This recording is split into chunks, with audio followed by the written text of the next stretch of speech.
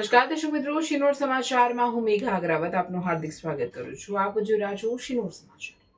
નજર કરીએ આજના મુખ્ય સમાચાર પર. વડોદરા જિલ્લાના શિનોર તાલુકામાં તસ્કરો બેફામ બન્યા છે. અવાખલ ગામમાં એક જ રાત્રે 3 તસ્કરોએ બે બંધ મકાનોને નિશાન બનાવી લાખોની ચોરીને અંજામ આપતા પોલીસની કામગીરી પર સવાલો ઉભા થયા છે. બાઇક પર આવેલા બુકાનીધારી તસ્કરો સીસીટીવીમાં કેદ થતા હવે પોલીસ તપાસ તેજ કરી છે.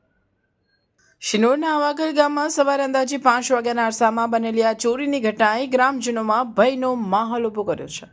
કુંભાર ફળિયામાં સુરેશ પટેલના બંધ મકાનનું તાળું અને તિજોરી તોડી તસ્કરોએ અંદાજે 65,000 રૂપિયા રોકડ તથા આશરે 6,75,000ની કિંમતની 2 સોનાની ચેન ચોરી કરી હતી.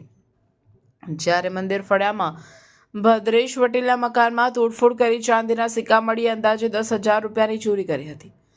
આ રીતે કુલ મળી અંદાજે 7,50,000થી વધુની ચોરીને તસ્કરોએ અંજામ આપ્યો છે. સમગ્ર ઘટના સીસીટીવીમાં કેદ થતા પોલીસે ફૂટેજના આધારે તસ્કરોની શોધખોળ શરૂ કરી છે.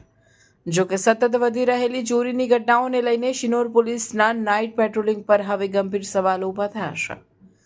રિપોર્ટર સંજય ખત્રી, શિનોર સમાચાર ન્યૂઝ, શિનોર.